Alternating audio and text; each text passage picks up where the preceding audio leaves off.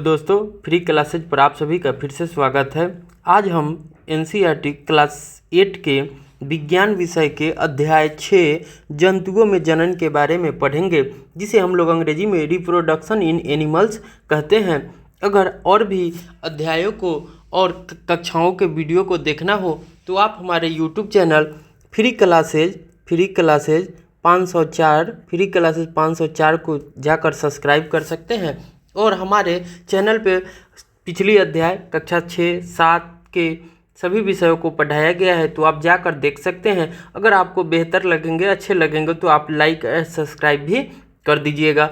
तो आइए आज हम अध्याय 6 जंतुओं में जनन के बारे में पढ़ते हैं। तो जनन क्या होता है? तो जनन जो है कि जब हम अपने जैसे संतान की उत्पत्ति करते हैं तो वो जनन की क्रिया कहलाती है। तो जब हम हमारे जैसे ही संतान अगली पीढ़ी जो आएगी वो क्या कहलाती है? तो वो जनन के द्वारा ही आती है।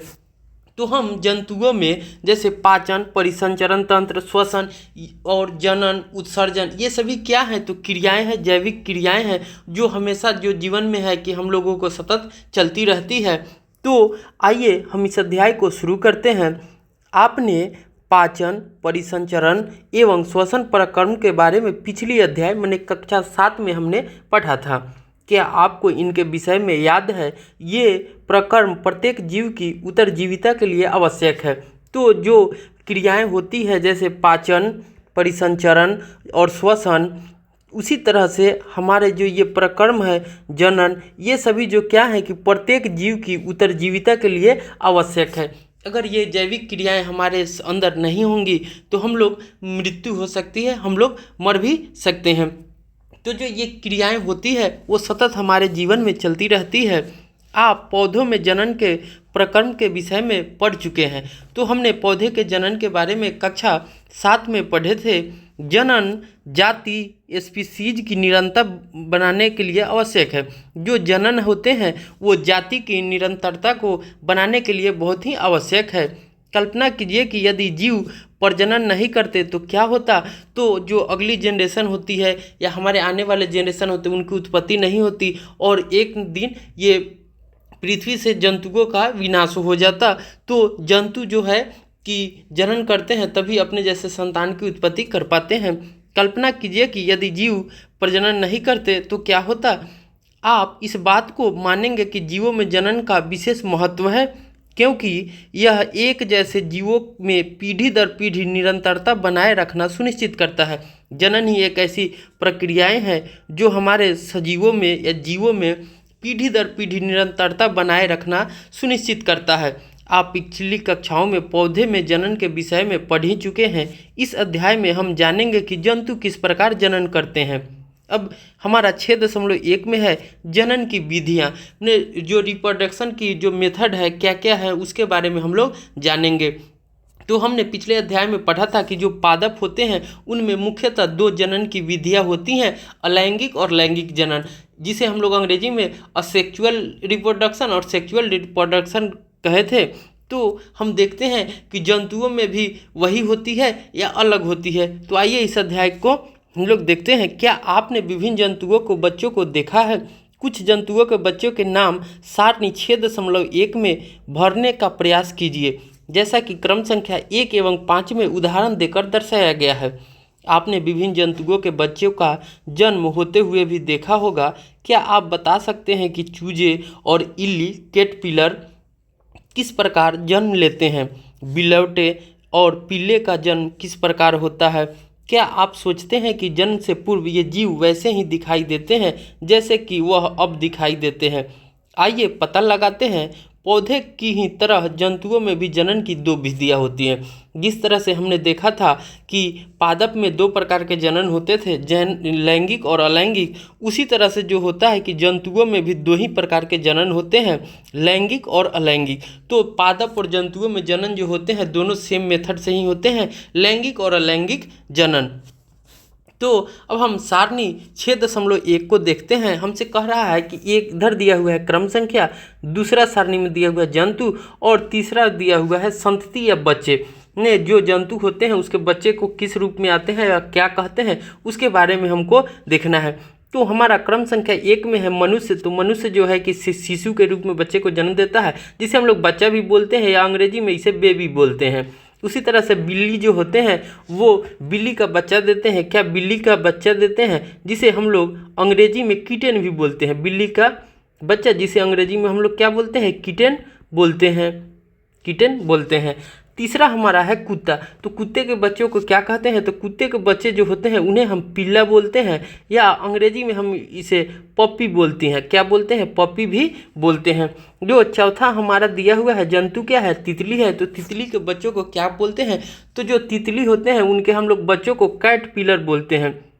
क्या बोलते हैं, कैटरपिलर बोलते हैं, जिसे हम लोग हिंदी में लार्वा भी कहते हैं। तो जो तितली होते हैं वो लार्वा के रूप में बच्चे को जन्म देती है, और वो सबसे पहले लार्वा के रूप में होते हैं, वही धीरे धीरे ग्रो करके विकसित होकर बच्चे के रूप में और वयस्क तितली बन जाती है।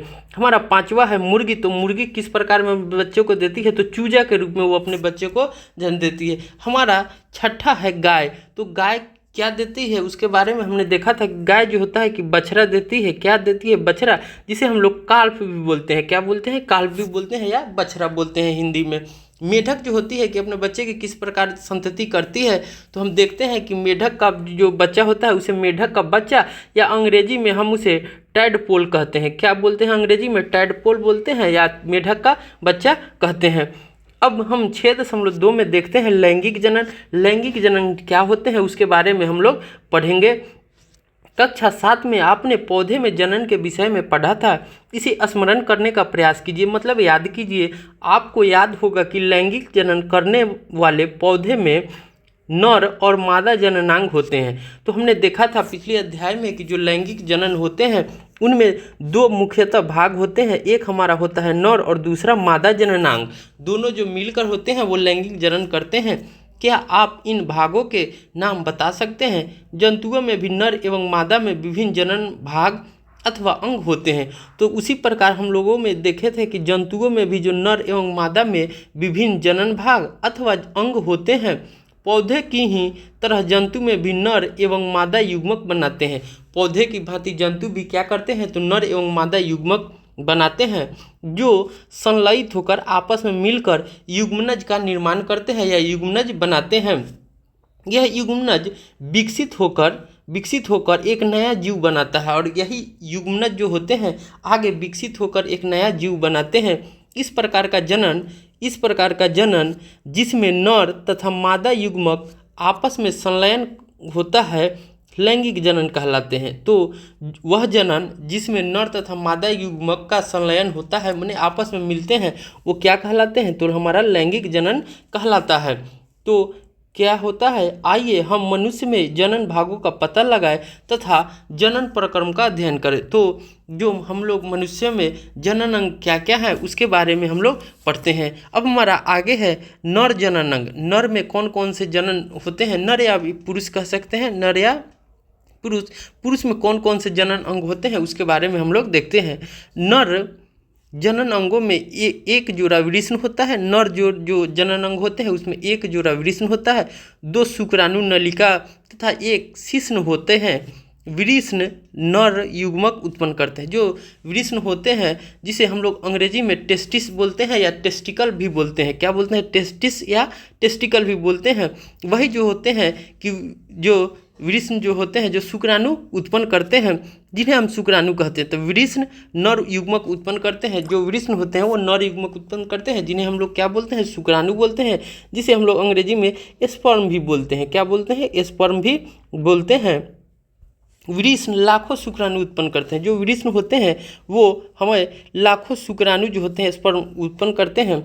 चित्र 6.2 को देखिए। जैसा कि हम चित्र 6.2 को देख सकते हैं, जिसमें शुक्राणुओं का चित्र दिखाया गया है। शुक्राणु यद्यपि बहुत सूक्ष्म होते हैं, जो शुक्राणु होते हैं स्पर्म होते हैं वो बहुत ही सूक्ष्म होते हैं, पर प्रत्येक में एक सिर, एक मध्य भाग एवं एक पूंछ होती है। क्या शुक्राणु एकल कोशिका जैसे प्रतीत होती है, तो हाँ, शुक्राणु जो होती है वो एकल कोशिका ही है। शुक्राणु जो होते हैं क्या है, तो शुक्राणु जो होते हैं एकल कोशिका ही होते हैं। वास्तव में हर शुक्राणु में कोशिका सामान्य संघटक पाए जाते हैं। जो वास्तव में शुक्राणु होते हैं उनमें कोशिका के सामान्य संघटक पाए जाते हैं। अब हम जैसा कि चित्र 6.1 में देख सकते हैं, ये हमारा मानव में नर जननांग है। जैसे ये देखिए तो ये हमारा क्या है, इसी को हम लोग वृषण बोलते हैं या हम इसको टेस्टिक्स बोलते हैं, टेस्टिस बोलते हैं या टेस्टिकल बोलते हैं। क्या बोलते हैं? टेस्टिकल भी बोलते हैं। ये हमारा शिश्न होता है जिसे हम लोग पेनिस भी बोलते हैं। क्या बोलते हैं? पेनिस भी बोलते हैं। ये हमारा शुक्राणु नलिका होती है जिसे हम लोग स्पर्मेटिक कैनल बोलते हैं। क्या बोलते हैं? स्पर्मेटिक कैनल भी इसे हम लोग अंग्रेजी में बोलते हैं। तो ये हमारी जो होती है, ये नलिकाएं जो ट्यूब होती हैं, ये क्या कहलाती है? तो शुक्राणु नलिका कहलाती है। ये हमारे जो भाग होते हैं ये हमारे शिश्न कहलाते हैं और ये हमारा वृषण कहलाता है। अब हम आगे देखते हैं चित्र 6.2 को देखिए तो ये हमारा क्या है? मानव शुक्राणु है। तो ये हमारे क्या होते हैं? तो पूंछ होते हैं। ये जो होते हैं ये मध्य भाग हैं और आगे की तरफ जो होते हैं वो क्या होते हैं? तो सिर होते हैं। अब हम आगे देखते हैं मादा जननांग। मादा में कौन कौन से जननांग होते हैं उनके बारे में हम लोग देखते हैं, पढ़ते हैं। मादा जननांगों में एक जोड़ी अंडाशय होती है, अंडवाहिनी या डिंब वाहिनी होती है, गर्भाशय होता है। जैसा कि चित्र 6.3 में हम लोग देख सकते हैं। ये क्या है? तो ये जो है कि मादा जननांग के चित्र हैं जिसमें यहाँ हम देख सकते हैं। तो ये हमारा क्या है? गर्भाशय है जिसे हम लोग यूट्रस भी बोलते हैं। ये क्या है? गर्भाशय है या इसे हम लोग अंग्रेजी में यूट्रस बोलते हैं। यहाँ पर देखिए तो ये हमारा क्या है? अंडाशय है जिसे हम लोग ओवरी बोलते हैं। क्या बोलते हैं? ओवरी बोलते हैं। ये हमारा क्या है? अंडवाहिनी है या डिंब है। ये क्या है? अंडवाहिनी या डिंब है। जो इसी से हमारा जो अंडवाहिनी का अंडा का जो वाहिनी होगा, जो अंडाशय में अंडा बनेंगे, इसी नलिकाओं द्वारा अंडा का जो होता है वो बहते हुए कहाँ चली जाती है? गर्भाशय में चली जाती है और गर्भाशय में ही वो जो स्पर्म होते हैं, अंडाणु होते हैं या युग्मनज होते हैं, उनका विकास धीरे धीरे होता है। मादा युग्मनज उत्पन्न करते हैं। जो अंडाशय होते हैं वो हमारा क्या करते हैं? तो मादा युग्मनज जो होते हैं उत्पन्न करते हैं, मादा युग्मक उत्पन्न करते हैं जिसे हम लोग अंडाणु या डिंब बोलते हैं। क्या बोलते हैं? अंडाणु या डिंब बोलते हैं। मानव स्त्रियों में प्रति मास दोनों अंडाशयों में से किसी एक अंडाशय से एक विकसित अंडाणु अथवा डिंब का निर्मोचन अंडवाहिनी में होता है। जो मानव स्त्रियों में प्रति मास क्या होता है? तो दोनों अंडाशयों में से किसी एक अंडाशय से एक विकसित अंडाणु अथवा डिंब का निर्मोचन होता है जो अंडवाहिनी में होता है। कहाँ होता है? तो वो अंडवाहिनी में होता है। गर्भाशय अब क्या है? तो गर्भाशय वह भाग है जहाँ शिशु का विकास होता है। गर्भाशय कहाँ है? तो गर्भाशय मनुष्य का, इस मादा जननांग का वह भाग है जहाँ शिशु का विकास होता है। तो गर्भाशय में क्या होता है? तो शिशु का विकास होता है। शुक्राणु की तरह अंडाणु भी एकल कोशिका होते हैं। जो शुक्राणु होते हैं, शुक्राणु की तरह ही जो अंडाणु होते हैं वो भी क्या है? तो एकल कोशिका होते हैं। क्या होते हैं? तो एकल कोशिका होते हैं। जैसा कि चित्र 6.4 में आप देख सकते हैं, ये हमारा क्या है? तो मानव अंडाणु है और अंडाणु के अंदर क्या होते हैं? तो ये जो हमारा होता है केंद्रक होता है। अब हमारा आगे है निषेचन। तो निषेचन क्या है उसके बारे में हम लोग देखते हैं। जनन प्रक्रम का पहला चरण शुक्राणु और अंडाणु का संलयन है। जो जनन प्रक्रम होते हैं उसका पहला जो चरण होता है हमारा, वो शुक्राणु और अंडाणु का संलयन होता है, मैंने आपस में मिलना होता है। जब शुक्राणु अंडाणु के संपर्क में आते हैं तो इनमें से एक शुक्राणु अंडाणु के साथ संलयित हो जाते हैं। जब शुक्राणु अंडाणु के संपर्क में आएंगे तो क्या होगा? एक शुक्राणु जो होते हैं अंडाणु के साथ संलयित हो जाते हैं, मैंने मिल जाते हैं। शुक्राणु और अंडाणु का यह संलयन निषेचन कहलाता है। और जो शुक्राणु अंडाणु का जो यह संलयन होता है वो हमारा क्या कहलाता है? तो यह प्रक्रिया हमारा निषेचन कहलाता है। निषेचन के समय शुक्राणु और अंडाणु संलयित होकर एक हो जाते हैं। तो निषेचन के समय क्या होते हैं? तो हमारा जो शुक्राणु और अंडाणु होते हैं वो आपस में संलयित होकर एक हो जाते हैं। निषेचन के परिणाम स्वरूप युग्मनज का निर्माण होता है और निषेचन के परिणाम स्वरूप उसके बाद क्या होता है? तो युग्मनज का निर्माण होता है। युग्मनज का निर्माण होता है जैसा कि हम चित्र में देख सकते हैं। ये हमारा चित्र 6.5 में ये निषेचन है। तो ये जो होते हैं शुक्राणु आते हैं और जो मादा जननांग होते हैं तो उसके अंडाणु से क्या होते हैं? आपस में मिलकर संलयित हो जाते हैं। जिस प्रक्रिया हमारा क्या कहलाता है? निषेचन कहलाता है। आप परिणाम स्वरूप निषेचन के बाद हमारा जो केंद्रक होते हैं तो उससे जाकर जो होते हैं वो क्या होते हैं, संलयित हो जाते हैं आपस में, केंद्रकों का संलयित हो जाता है, आपस में मिल जाते हैं, जो हमारा क्या कहलाता है, तो हमारा युग्मनज कहलाता है। क्या आपको जानकारी थी कि एक युग्मनज नए विशिष्ट का प्रारंभ करता है? तो जो एक युग्मनज होते हैं एक नए विशिष्ट का प्रारंभ है।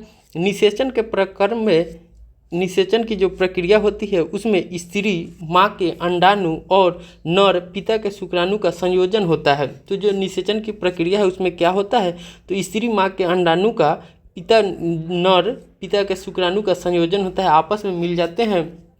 अतः नई संतति में कुछ लक्षण अपनी माता से तथा कुछ लक्षण अपने पिता से वंशानुगत होते हैं। तो जब आपस में संयोजन अंडाणु और शुक्राणु का संयोजन होता है, इसी के कारण जो होते हैं कि हमारे अंदर या जो संतति होते हैं उनके अंदर जो होते हैं कि माता पिता दोनों के गुण चले आते हैं, और जो वंशानुगत होते हैं पिता के गुण वो भी उनमें इंटर करते हैं। अपने भाई अथवा बहनों को देखिए, यह पहचानने का प्रयास कीजिए कि उनमें से कौन से लक्षण माता से तथा कौन से लक्षण पिताजी से प्राप्त हुए हैं। वह निषेचन जो मादा के शरीर के अंदर होता है आंतरिक निषेचन कहलाता है।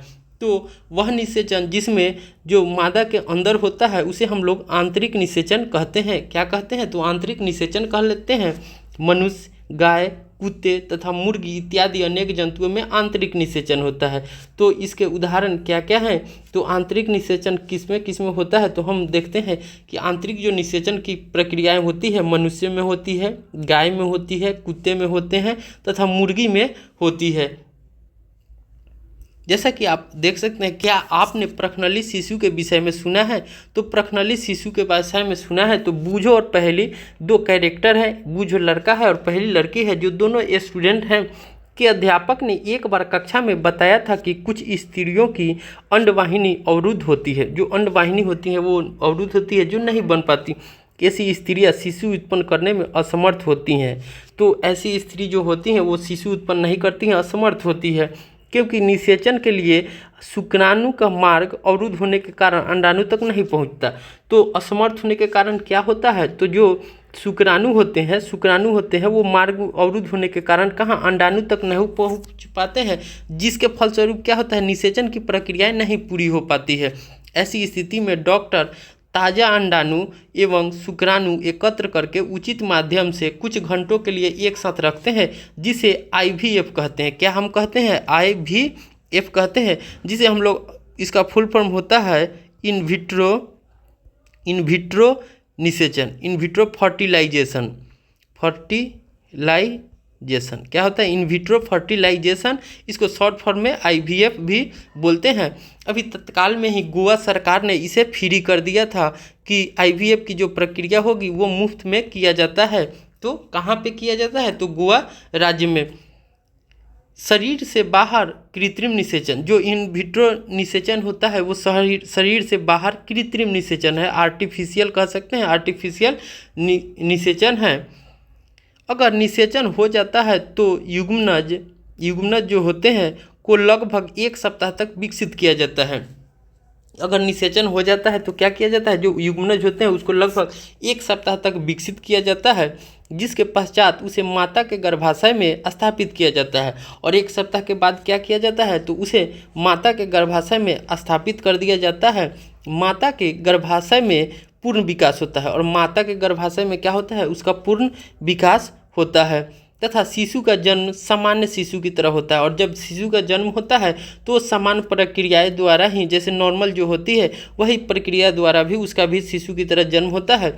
इस तकनीक के द्वारा जन्मे शिशु को हम लोग प्रखनली शिशु कहते हैं। इस तरह के जन्मे शिशु को हम लोग क्या कहते हैं, तो प्रखनली शिशु या बेबी ट्यूब बेबी बोलते हैं। यह एक मिथ्या नाम है। ये जो होते हैं प्रखनली शिशु, ये एक मिथ्या नाम है, क्योंकि शिशु का विकास जो होता है वो पूर्णतः जो माँ के गर्भ में ही होता है। क्यों, शिशु का विकास जो होता है कि प्रखनली में नहीं होता है, माँ के गर्भ में ही होता है। इसीलिए ये जो नाम जो है कि एक मिथ्या की तरह लगता है। आपको यह जानकर आश्चर्य होगा कि अनेक जंतुओं में निषेचन की क्रिया मादा जंतु के शरीर के बाहर होती है। तो अनेक जो जंतु होते हैं उनमें निषेचन की जो क्रिया होती है मादा जंतु के शरीर के बाहर होती है। इन जंतुओं में निषेचन जल में होता है। इन जंतुओं में क्या निषेचन कहाँ होता है? तो जल में होता है। आइए पता लगाए कि यह किस प्रकार संपन्न होते हैं। जैसा कि क्रियाकलाप 6.1 में देख सकते हैं, वसंत अथवा वर्षा ऋतु के समय किसी तालाब अथवा मंद गति से बहते झरने का भ्रमण कीजिए। जल पर तैरते हुए मेढक के अंडों को ढूंढिए। अंडों के रंग तथा साइज को नोट कीजिए। बसंत अथवा वर्षा ऋतु में मेढक तथा टोड पोखर, तालाब और मंद गति से बहते हुए झरने की ओर जाते हैं। जब नर तथा मादा एक साथ पानी में आते हैं तो मादा सैकड़ों अंडे देती है। नर तथा मादा एक साथ पानी में आते हैं तो मादा जो होती है वो सैकड़ों अंडे देती है। मुर्गी के अंडे की तरह मेढक के अंडे कवच से ढके नहीं होते हैं।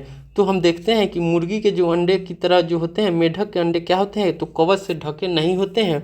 यह अपेक्षाकृत बहुत कोमल होते हैं और मेढक के जो अंडे होते हैं वो बहुत ही सॉफ्ट होते हैं। जेली की एक परत अंडों को एक साथ रखती है और ये जो होती है तो एक जेली की परत जैसी रहती है, उसी पे सभी अंडे रहते हैं।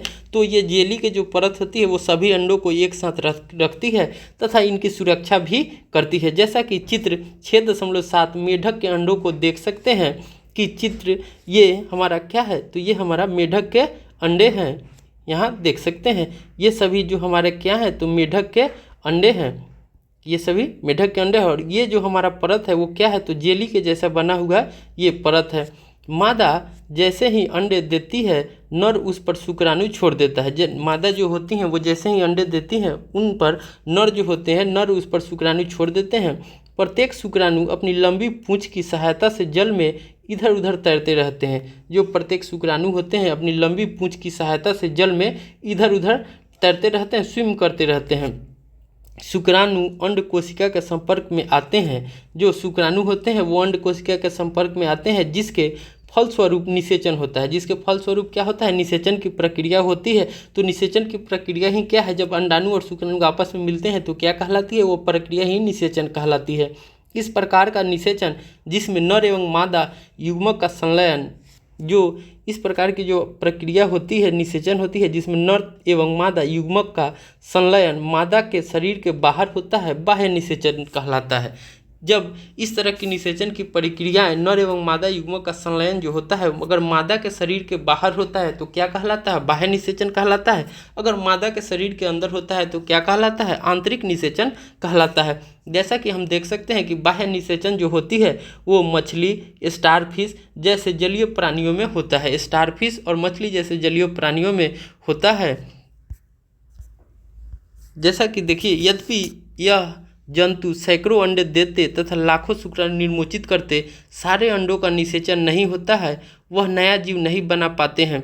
इसका कारण यह है कि अंडे जो होते हैं, अंडे एवं शुक्राणु निरंतर जल की गति, वायु एवं वर्षा से प्रभावित होते रहते हैं। जो हमने देखा था तो मेढक जो होते हैं कि वो सैकड़ों अंडे देते हैं, लेकिन उसमें से कुछ ही मेढक जो होते हैं कि वो निषेचन हो पाते हैं और बच्चे को होते हैं। तो क्या होते हैं कि जो अंडे जो होते हैं वो लगातार जो रहते हैं कि क्या होता है कि जल की गति होती रहती है, वायु चलती रहती है और वर्षा होती रहती है, जिससे वो प्रभावित हो जाते हैं। तालाब में दूसरे ऐसे जंतु भी होते हैं जो इन अंडों को भोजन के रूप में ग्रहण कर लेते हैं। अतः अंड कोशिकाओं एवं शुक्राणुओं का बड़ी संख्या में उत्पन्न होना आवश्यक है ताकि उनमें से कुछ ही सुनिश्चित किया जा सके। इसलिए अतः अंड कोशिकाएं जो शुक्राणु होते हैं उसे बड़ी संख्या में जो होता है कि उत्पन्न होना चाहिए ताकि उसमें से कुछ ही जो होते हैं वो निषेचित किए जा सकते हैं। अगर कुछ ही होंगे तो क्या होगा, वो अगर जल के साथ या वायु के साथ या वर्षा के साथ अगर खराब हो जाते हैं या तैर के बाहर चले जाते हैं तो क्या होंगे, वो निषेचित नहीं होंगे। तो इस तरह से उनकी आगे की जो क्रियाएं होंगी, संतान की उत्पत्ति होगी, उनमें दुर्लभता हो जाएगी, दिक्कत होती है। जैसा कि चित्र अब हम देख सकते हैं आगे हमारा क्या है, तो भ्रूण का परिवर्धन है। जो भ्रूण होते हैं उनका परिवर्धन है कि ये किस तरह से डेवलप होते हैं, किस तरह से इनका विकास होता है भ्रूण का, उसके बारे में हम लोग देखते हैं। निषेचन के परिणाम स्वरूप युग्मनज बनता है। जो निषेचन की प्रक्रिया होती है तो उसके बाद क्या होते हैं, तो युग्मनज का निर्माण होता है। जो विकसित होकर भ्रूण में परिवर्तित हो जाते हैं, जो क्या होते हैं धीरे धीरे विकसित होकर क्या होते हैं तो भ्रूण में परिवर्तित हो जाते हैं, भ्रूण बन जाते हैं। सबसे पहले क्या होता है, शुक्राणु और अंडाणु आपस में मिलते हैं, निषेचन होता है। निषेचन के बाद क्या होते हैं, वो धीरे धीरे विकसित होकर युग्मन जो आपस में मिलकर युग्मनज बनाते हैं। युग्मनज जो होता है कि धीरे धीरे विकसित होकर भ्रूण का रूप ले लेता है, जैसा कि चित्र 6.8a में हमको दिखाया गया है। युग्मनज लगातार जो होते हैं वो विभाजित होकर कोशिकाओं के गोले में बदल जाते हैं, और युग्मनज जो होते हैं वो लगातार आपस में विभाजित होकर कोशिकाओं को एक गोले के रूप में बदल जाता है, जैसा कि चित्र 6.8b में हमको दिखाया गया है। तत्पश्चात कोशिकाएं समूहीकृत होने लगती है, और इसके बाद क्या होती हैं तो कोशिकाएं जो होती है कि आपस में मिलने लगती है, समूहीकृत होने लगती है तथा विभिन्न ऊतकों और अंगों में परिवर्तित हो जाती है, और विभिन्न जो अंग होते हैं उसमें परिवर्तित हो जाते हैं। इस विकसित होती हुई संरचना को भ्रूण कहते हैं, और इस विकसित होती हुई संरचना को हम लोग क्या बोलते हैं तो भ्रूण कहते हैं। भ्रूण गर्भाशय की दीवार में रोपित होकर विकसित होता रहता है, और जो भ्रूण होते हैं वो गर्भाशय की दीवार में रोपित हो जाते हैं और धीरे धीरे वो विकसित होते रहते हैं, जैसा कि चित्र 6.8c में हमको दिखाया गया है। गर्भाशय में भ्रूण का निरंतर विकास होता रहता है, और जो यूट्रस होते हैं उसमें वो भ्रूण का हमेशा विकास होता रहता है। धीरे धीरे विभिन्न शारीरिक अंग जैसे कि हाथ पैर, नाक, सिर, आँख, कान इत्यादि विकसित हो जाते हैं। धीरे धीरे ये सभी अंग भी धीरे विकसित होते जाते हैं, जैसा कि अब हम देख सकते हैं चित्र 6.8a में। ये हमारा क्या है तो सबसे पहले जो स्पर्म या शुक्राणु या अंडाणु होते हैं वो आपस में मिलकर क्या करते हैं, अंडोत्सर्ग करते हैं, और ये सभी जो होता है कि अंडाशय में मिलकर जो होते हैं तो वो निषेचन की प्रक्रिया होती है। तो शुक्राणु जो होते हैं वो आपस में किससे मिलते हैं तो अंडाणु से मिलकर ये दोनों प्रक्रिया क्या कहलाती है, ये निषेचन की प्रक्रिया होती है। ये कहाँ होता है तो ये हमारा अंडाशय में होता है। धीरे धीरे निषेचन में ये क्या होता है, ये निषेचित होकर आपस में मिलकर क्या बनाते हैं, युग्मनज का निर्माण करते हैं केंद्रक में। तो ये युग्मनज धीरे धीरे ये क्या होते हैं चलते जाते हैं और आगे आकर कहाँ रोपित हो जाते हैं तो ये गर्भाशय में रोपित हो जाते हैं, और जो गर्भाशय होता है वही जो धीरे धीरे उनका विकास करने लगता है, और विभिन्न शरीर जो होते हैं तो ये जो होता है कि यह धीरे धीरे भ्रूण का रूप ले लेता है। क्या होता है तो धीरे धीरे ये भ्रूण का रूप ले लेता है और रोपित भ्रूण हो जाता है, और धीरे धीरे इनमें जो होती है जैसा कि हम देख सकते हैं चित्र बी में, ये क्या है आपस में मिलने से निषेचन से जो होती है ये छोटे छोटे भागों में बन जाते हैं। ये हमारा क्या कहलाती है तो ये जो होते हैं कि गोले गोले जो, तो इसको हम कह सकते हैं कि ये हमारा क्या है तो कोशिकाओं का समूह होता है, या कोशिकाओं का एक पिंड कह सकते हैं। अब हम चित्र 6.8 में देख सकते हैं सी में, ये जो होता है कि ये जो गर्भाशय भित्ति है, ये जो गर्भाशय भित्ति है इसमें क्या होता है जो भ्रूण होते हैं वो रोपित हो जाते हैं, और ये धीरे धीरे विकास करने लगते हैं, और धीरे धीरे विकास करके क्या होता है तो ये विकसित भ्रूण का रूप ले लेती है। और विकसित भ्रूण जब रूप ले लेती है तो धीरे धीरे उनमें जो होते हैं कि सिर, आँख, नाक, कान इत्यादि जो होता है वो विकसित होने लगते हैं। भ्रूण की वह अवस्था जिसमें सभी शारीरिक भागों की पहचान हो सके गर्भ कहलाता है। जो होते हैं उस गर्भ कहलाता है, जिसे हम लोग प्रेगनेंसी भी बोलते हैं। तो भ्रूण की वह अवस्था कि जो आपसे पूछेगा कि प्रेगनेंसी क्या है, गर्भ क्या है, तो हम लोग क्या कहेंगे कि भ्रूण की वह अवस्था जिसमें सभी शारीरिक भागों की पहचान हो सके वो गर्भ कहलाता है, प्रेगनेंसी कहलाती है। जब गर्भ का विकास पूरा हो जाता है तो माँ नवजात शिशु को जन्म देती है, और जब गर्भ का विकास पूरा हो जाता है तो मेनली जो होता है कि 9 मंथ में जो मेनली होता है 9 मंथ में जो होता है कि गर्भ पूरा हो जाता है। तो 9 मंथ के बाद क्या होते हैं तो माँ जो होती है वो नवजात शिशु को जन्म देती है। जैसा कि हम चित्र 6.9 में देख सकते हैं, ये क्या है तो गर्भाशय में भ्रूण है, और धीरे धीरे ये विकसित होकर क्या हो जाती है जो हमारा नाक कान सब आ जाते हैं, ये जो होता है कि विकसित गर्भ हो जाता है, और उसके बाद माँ जो होती है कि नवजात शिशु को जन्म देता है। मुर्गे में भी आंतरिक निषेचन होता है, जो मुर्गी होती है उनमें भी आंतरिक निषेचन होता है, परंतु क्या मनुष्य और गाय की तरह मुर्गी भी बच्चे को जन्म देती है? आप जानते ही हैं कि मुर्गी बच्चे को जन्म नहीं देती है, वो तब चूजे कैसे जन्म लेते हैं? आइए पता लगाएं। निषेचन के फौरन बाद ही युग्मनज लगातार विभाजित होता रहता है। निषेचन की प्रक्रिया के बाद ही जो युग्मनज होते हैं वो लगातार विखंडित होते रहते हैं, टूटते रहते हैं, विभाजित होते रहते हैं, और अंडवाहिनी में नीचे की ओर बढ़ता जाता है, और जो अंडवाहिनी होती है उसमें नीचे की ओर बढ़ता रहता है। इसके नीचे बढ़ने के साथ साथ इस पर सुरक्षित परत चढ़ती जाती है, और इसके नीचे बढ़ने के साथ साथ क्या होता है, तो इनमें जो सुरक्षित जो परत रहती है वो चढ़ते जाती है। मुर्गी के अंडे पर दिखाई देने वाला कठोर कवच भी ऐसे ही सुरक्षित परत है। जो मुर्गी कठोर कवच के पूर्ण रूप से बन जाने के बाद मुर्गी अंडे का निर्मोचन करती है। तो जब वो कठोर कवच बन जाता है तो मुर्गी क्या करती है, अंडे का निर्मोचन कर देती है, माने देती है। मुर्गी के अंडे को चूजा बनने में लगभग 3 सप्ताह का समय लगता है। मुर्गी के अंडे को जब तक चूजा बनती है तो उसमें लगभग 3 सप्ताह 3 वीक का टाइम लगता है। आपने मुर्गी को उस मेहमान के लिए अंडे पर बैठे देखा होगा। क्या आप जानते हैं कि अंडे के अंदर चूजे का विकास इस अवधि में ही होता है? चूजे के पूर्ण रूप में विकसित होने के बाद कवच के प्रस्फुटन के बाद चूजा बाहर आ जाता है। जब वो पूर्ण रूप से चूजे जो होते हैं वो विकसित हो जाते हैं तो उनके कवच जो होते हैं वो प्रस्फुटन होते हैं, कवच जो होते हैं बाह्य कवच वो फूट जाते हैं, और जो चूजा रहता है वो बाहर आ जाता है। बाह्य निषेचन वाले जंतुओं में भ्रूण का विकास मादा के शरीर के बाहर ही होता है। जो बाह्य निषेचन की प्रक्रिया द्वारा जंतुओं में भ्रूण का विकास होता है वो मादा के शरीर के बाहर ही होता है। भ्रूण अंडावरण के अंदर विकसित होता रहता है, और जो भ्रूण होते हैं वो अंडावरण जो होते हैं उनके अंदर ही विकसित होते रहते हैं। भ्रूण का विकास पूर्ण रूप होने पर अंड जो उत्पत्ति होता है। जब भ्रूण जो होते हैं वो अगर पूर्ण रूप से विकसित हो जाते हैं तो क्या होते हैं, अंड जो उत्पत्ति होती है। आपने तालाब अथवा झरने में मेढक के अनेक टैडपोल तैरते हुए देखे होंगे। अब हम आगे देखते हैं जरायुज और अंडप्रजक जंतु।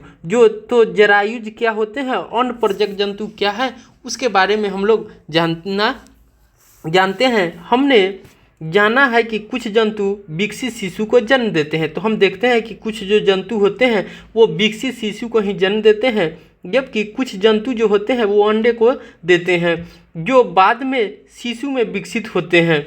जो बाद में क्या होते हैं, तो जो अंडे होते हैं वही शिशु के रूप में बाद में विकसित होते हैं। तो वह जंतु जो सीधे ही शिशु को जन्म देते हैं जरायुज जंतु कहलाते हैं। तो वह जंतु जो सीधे ही शिशु को अगर जन्म देते हैं तो ऐसे जंतु को हम लोग जरायुज जंतु कहते हैं। वे जंतु जो अंडे देते हैं अंडप्रजक जंतु कहलाते हैं, और वे जंतु जो अंडे देते हैं वो क्या कहलाते हैं, तो हमारा अंडप्रजक जंतु कहलाते हैं। निम्न क्रियाकलापों की सहायता से आप इस बात को अच्छी प्रकार से समझ सकेंगे तथा जरायुज एवं अंड प्रजक में विभेद भी कर सकेंगे। अब हम क्रियाकलाप 6.2 को देखते हैं। मेढक, छिपकली, तितली, शलभ, मुर्गी तथा कौवे अथवा किसी अन्य पक्षी के अंडे का अवलोकन करने का प्रयास कीजिए। क्या आप इन सभी प्राणियों के अंडों का अवलोकन कर पाए हैं? जिन अंडों को आपने एकत्र किया है उनके चित्र भी बनाइए। कुछ जंतुओं के अंडों का अवलोकन करना सरल है। कुछ जंतु जो होते हैं उनके अंडों का अवलोकन करना क्या होता है, सरल होता है, क्योंकि जो अंडे होते हैं उनकी माँ शरीर के बाहर अंडे देती है। क्योंकि कुछ जो जंतु होते हैं वो उनकी माँ जो होती है शरीर के बाहर ही अंडे देते हैं, परंतु गाय, कुत्ता, बिल्ली के अंडे एकत्र नहीं कर सकते, इसलिए क्योंकि वो अंडे ही नहीं देते हैं। इनमें माँ पूर्ण विकसित शिशु को जन्म देती है। जो जंतु होते हैं गाय, कुत्ता और बिल्ली, ये जो होते हैं तो वो पूर्ण रूप से विकसित शिशु को ही जन्म देते हैं। यह जरायुज जंतु के उदाहरण है। तो जरायुज जंतु के उदाहरण क्या क्या हो जाते हैं, तो हम देखते हैं कि जो जरायुज जंतु होते हैं वो गाय हो जाएंगे, कुत्ता हो जाएंगे, बिल्ली हो जाएंगे इत्यादि। मतलब इसका ये है कि जो जंतु पूर्ण रूप से विकसित शिशु को जन्म देते हैं वे हमारा क्या कहलाते हैं, तो जरायुज जंतु कहलाते हैं। अब क्या आप जरायुज एवं अंड प्रजक जंतुओं के कुछ अन्य उदाहरण दे सकते हैं? शिशु से वयस्क कुछ होते हैं, तो शिशु से हम लोग वयस्क कैसे होते हैं उसके बारे में हम लोग देखते हैं। नवजात जन्मे प्राणी अथवा अंडे के प्रस्फुटन से निकले प्राणी तब तक वृद्धि करते हैं। जो हम लोग देखते हैं कि जो नवजात शिशु होते हैं तो या जो नवजात शिशु होते हैं या जो अंडे से निकलते हैं वे तब तक वृद्धि करते रहते हैं जब तक वह पूर्ण रूप से वयस्क न हो जाते हैं। वे हमेशा वृद्धि करते रहेंगे जब तक वो पूर्ण रूप से वयस्क नहीं हो जाते हैं। कुछ जंतुओं में नवजात जंतु वयस्क से बिल्कुल अलग दिखाई पड़ते हैं। कुछ जो जंतु होते हैं वो नवजात में अलग और वयस्क जब हो जाते हैं वो तो बिल्कुल अलग दिखाई पड़ते हैं। मेढक के जीवन चक्र को चित्र 6.10 में दर्शाया गया है। मेढक में अंडे से प्रारंभ करके वयस्क बनने की विभिन्न अवस्थाओं का प्रेक्षण कीजिए। हम 3 स्पष्ट अवस्थाओं अथवा चरणों को देख पाते हैं। तो हम मेढक को जब देखते हैं तो हम उसके मेन 3 चरणों को देख पाते हैं। सबसे पहले देखते हैं कि मेढक जो होती है वो सबसे पहले अंडे को देती है। तो अंडा जो होता है वो धीरे धीरे लार्वा का रूप में होता है जिसे हम लोग टैडपोल कहते हैं। क्या बोलते हैं? टैडपोल। तो अंडे से वो टैडपोल लार्वा धीरे धीरे क्या होता है? वयस्क हो जाता है। तो हम देखते हैं कि जो हमारा मेढक होता है उसमें 3 चरण होते हैं या विकसित होने के 3 अवस्थाएं होती है। अंडा, टैडपोल, उसके बाद क्या होता है? वयस्क हो जाता है। क्या टैडपोल वयस्क मेढक से भिन्न दिखाई नहीं देते हैं? तो हाँ, भिन्न दिखाई देते हैं। क्या आप सोच सकते हैं कि किसी दिन यह टैडपोल वयस्क मेढक बन जाएंगे? तो हाँ, किसी दिन ये धीरे धीरे विकसित होकर वयस्क मेढक बन जाएंगे। टैडपोल रूपांतरित होकर वयस्क में बदल जाता है। जो टैडपोल होते हैं वो धीरे धीरे रूपांतरित होकर बदल कर क्या बन जाते हैं? तो वो वयस्क में बदल जाते हैं जो छलांग लगा सकता है और तैर सकता है। कुछ विशेष परिवर्तन के साथ टैडपोल वयस्क बन जाता है, जैसा कि चित्र 6.10 में हम देख सकते हैं। ये हमारा क्या है? मेढक का जीवन चित्र है। तो हम देखते हैं कि सबसे पहले मेढक जो रहती है, वयस्क मेढक, जो वयस्क मेढक रहती है वो हमें अंडे देती है। अंडे जो रहती है कि एक आवरण के ऊपर जेली जैसे पदार्थ में सभी अंडे रहती है, जिसमें से कुछ ही अंडे जो होते हैं निषेचित होते हैं। यही अंडे आपस में निषेचित होकर क्या बनाते हैं? आरंभिक टैडपोल बना देते हैं, जिसे हम लोग लार्वा भी बोलते हैं। क्या बोलते हैं? लार्वा भी बोलते हैं। तो आरंभिक टैडपोल इस तरह का रहता है। ये आरंभिक टैडपोल जो होते हैं कि धीरे धीरे हो जाते हैं, तो बाद में जो टैडपोल होते हैं तो इस टैडपोल से ये थोड़ा विकसित हो जाते हैं और ये जो विकसित या बाद का टैडपोल होते हैं वो धीरे धीरे हमारा ग्रो करके वयस्क मेढक बन जाता है, जैसा कि, और ये प्रक्रिया हमेशा चलती रहती है। के रूपांतरण में कायांतरण कहलाता है। तो हम जानते हैं कि जो कुछ विशेष परिवर्तनों के साथ जो कुछ विशेष टैडपोल का वयस्क के रूपांतरण कायांतरण कहलाते हैं। तो जब वो टैडपोल जो रहते हैं कुछ धीरे धीरे विकसित होते हैं और विकसित होकर जब वयस्क रूप में आते हैं तो ये जो रूपांतरण होता है हमारा क्या कहलाता है? तो कायांतरण कहलाता है। जैसे जैसे हम बड़े होते हैं हम शरीर में किस प्रकार के परिवर्तन को देखते हैं? क्या आप सोचते हैं कि हमारा भी कायांतरण होता है? मनुष्य के में जन्म के समय से ही नवजात शिशु में वयस्क समान शारीरिक अंग मौजूद होते हैं। तो हम देखते हैं कि मनुष्य में जब जन्म लेता है समय आदमी, तो उसी समय से ही नवजात शिशु में जो सामान्य मनुष्य के अंग होते हैं वो मौजूद होते हैं। अब हम आगे देखते हैं, हमारा 6.3 में है लैंगिक जनन, असेक्सुअल रिप्रोडक्शन। तो असेक्सुअल रिप्रोडक्शन क्या है उसके बारे में हम लोग देखते हैं। अब तक हमने जनन प्रक्रम का अध्ययन उन जंतुओं में पढ़ा है जिनसे हम परिचित हैं, परंतु अत्यंत छोटे जंतु जैसे कि हाइड्रा, सूक्ष्मदर्शीय जंतु जैसे कि अमीबा में जनन किस प्रकार होता है, क्या आप उनके प्रजनन करने के ढंग के विषय में जानते हैं? आइए इसका पता लगाएं। तो हम देखते हैं कि जो हाइड्रा होते हैं, जैसे क्रियाकलाप हम 6.3 को देखिए। हाइड्रा की अस्थायी स्लाइड पर रखें, आवर्धक लेंस अथवा सूक्ष्मदर्शी की सहायता से इस स्लाइड का अध्ययन कीजिए।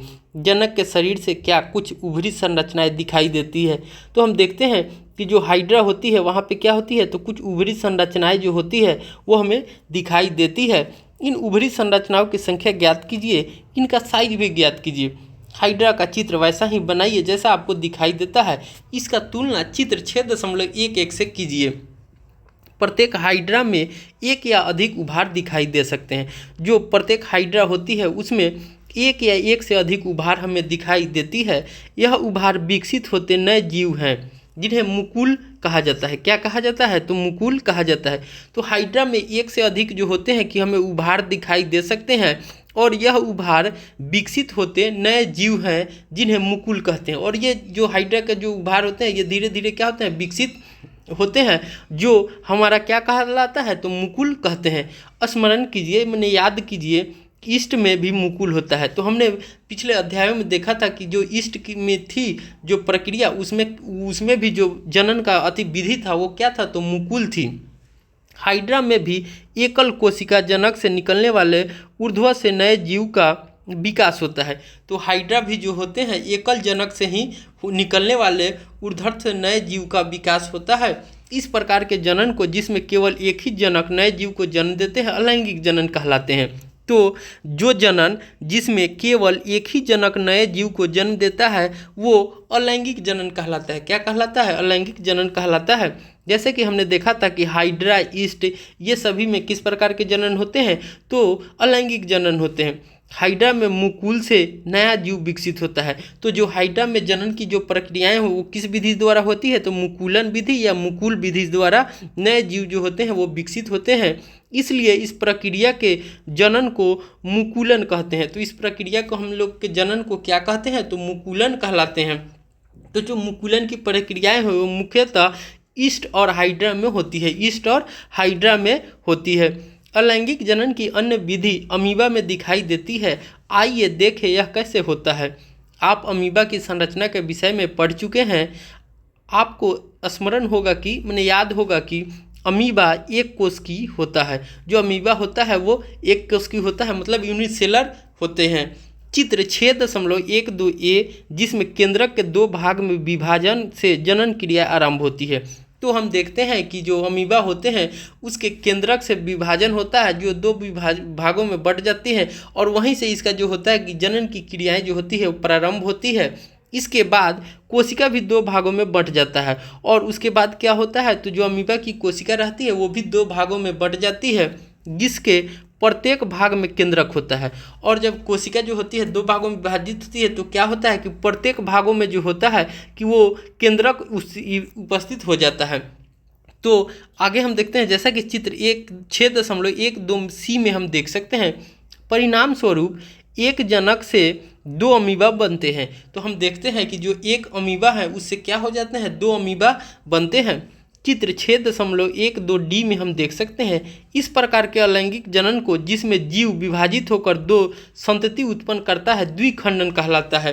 तो जो इस प्रकार के जो जनन होते हैं जिसमें जो अलैंगिक जनन हो, जो जीव हो वो आपस में विभाजित होकर दो संतति जनते हो, क्या हो, दो संतति उत्पन्न करता हो, वो क्या कहलाता है, हमारा द्विखंडन होता है। तो कभी हमसे पूछेगा कि द्विखंडन जनन जो है कि किसमें होता है, तो हम कह सकते हैं कि जो द्विखंडन जनन होता है वो अमीबा में होते हैं। मुकुलन किस में होते हैं, तो ईस्ट और हाइड्रा में होते हैं। मुकुलन एवं द्विखंडन के अतिरिक्त कुछ अन्य विधियां भी हैं जिनके द्वारा एकल जीव संतति जीवों को उत्पन्न करते हैं। संतति जीवों को क्या करते हैं, तो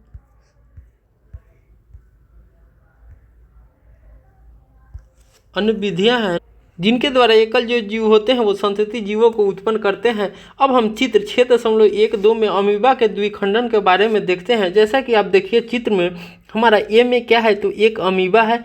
ये क्या है, तो एक अमीबा है। जो अमीबा धीरे धीरे क्या होते हैं, इसके केंद्रक से विभाजन शुरू होते हैं। तो इसके केंद्रक से विभाजन होकर शुरू होते हैं तो क्या होते हैं, जो केंद्रक होते हैं धीरे धीरे वो दो भागों में बंट जाते हैं, और दो भागों में जब ये विभाजित होते हैं तो इनकी जो कोशिकाएं होती है, कोशिकाएं भी दो भागों में टूटकर विभाजित हो जाती है। जैसा कि हम इस चित्र में देख सकते हैं, दो कोशिकाएं भी टूट जाती है और दो हमारा जो होता है कि नए जो होते हैं वो संतति उत्पन्न होते हैं। अब हम आगे देखते हैं डॉली की कहानी, क्लोन। डॉली की जो कहानी है वो क्या है, अब हम इसके बारे में देखते हैं और चर्चा करते हैं। किसी समरूप कोशिका या किसी अन्य जीवित भाग अथवा संपूर्ण जीव को कृत्रिम रूप से उत्पन्न करने की प्रक्रिया क्लोनिंग कहलाता है। तो किसी समरूप कोशिका या किसी अन्य जीवित भाग अथवा संपूर्ण जीव को कृत्रिम रूप से, माने आर्टिफिशियल तरीके से उत्पन्न करने की प्रक्रिया हमारा क्या कहलाता है, तो क्लोनिंग कहलाता है। किसी जंतु की सफलतापूर्वक क्लोनिंग सर्वप्रथम इयान विल्मट ने किया था। तो क्लोनिंग को सर्वप्रथम किसने किया था, तो क्लोनिंग की सर्वप्रथम शुरुआत इयान विल्मट और उनके सहयोगी एडिनबर्ग और स्कॉटलैंड के रोजलिन इंस्टीट्यूट में की गई। तो एक जो क्लोनिंग का सर्वप्रथम जो खोज था वो यान विल्मट और उनके जो सहयोगी थे एडिनबर्ग और स्कॉटलैंड के रोजर इंस्टीट्यूट में की गई थी। उन्होंने एक भेड़ को क्लोन किया। उन्होंने क्या किया था, तो एक भेड़ को क्लोन किया जिसका नाम उन्होंने क्या रखा था, तो उनका नाम उन्होंने डॉली रखा था। चित्र 6.13C में आप देख सकते हैं डॉली का जन्म जो उन्होंने क्लोन किया था उस जीव का नाम क्या था, तो डॉली था। डॉली का जन्म 5 जुलाई 1996 को हुआ था।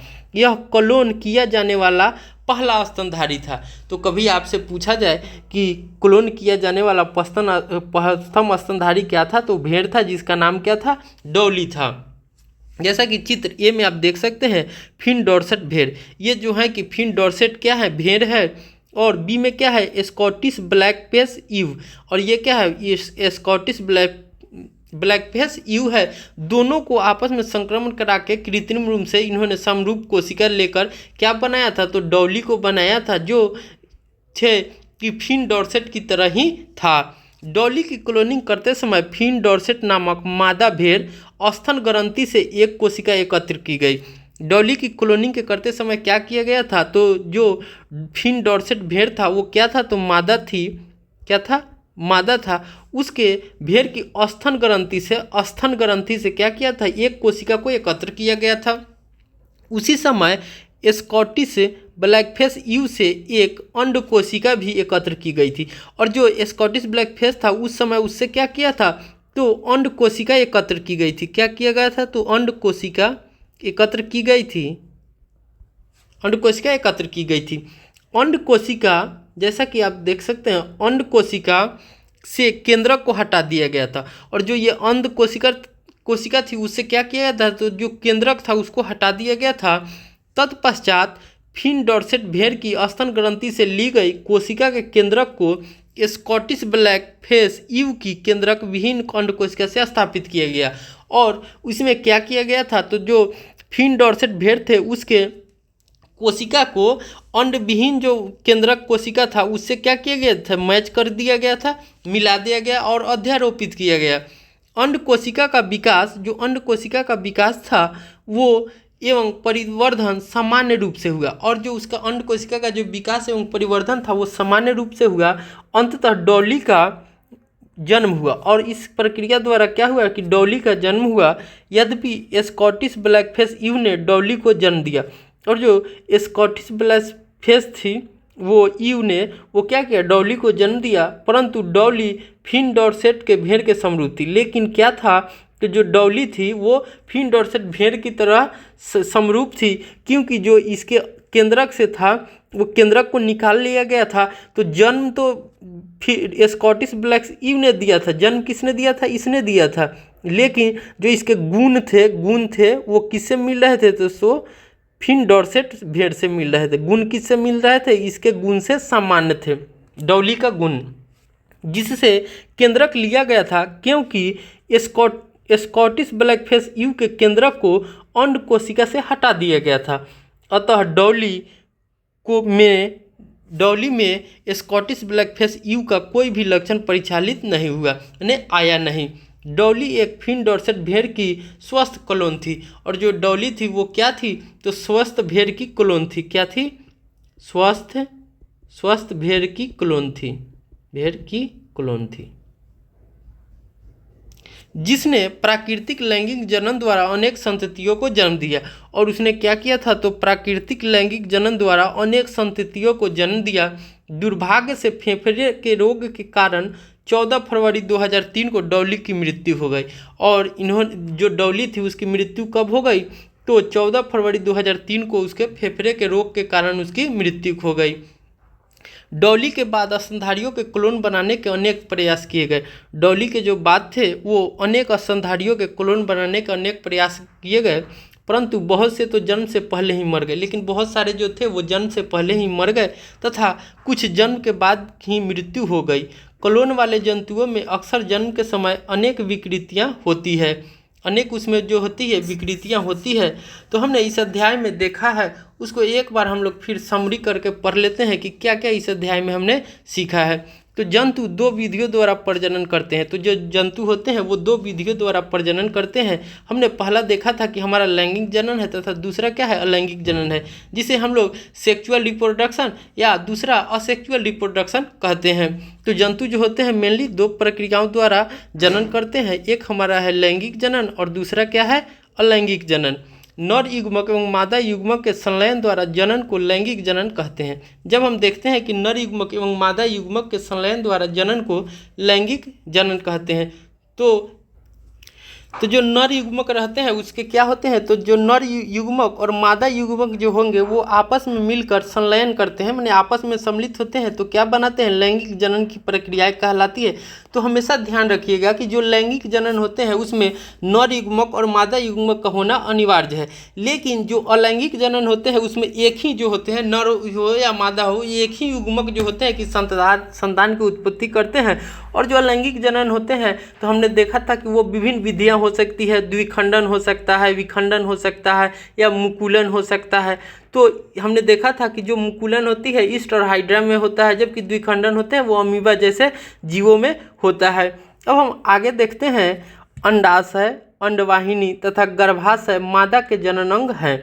जो अंडाशय होते हैं, अंडाशय, अंडवाहिनी एवं गर्भाशय जो होते हैं वो मादा के जननांग हैं। नर के जननांग जो होते हैं, नर के जननांग वृषण, शुक्राणु नली एवं शिश्न होते हैं। तो हमने देखा था कि जो मादा जननांग होते हैं, जैसे औरतों में या लेडीज़ों में जो पाए जाते हैं वो क्या होते हैं, अंडाशय होते हैं, अंडवाहिनियाँ होती हैं और गर्भाशय होते हैं।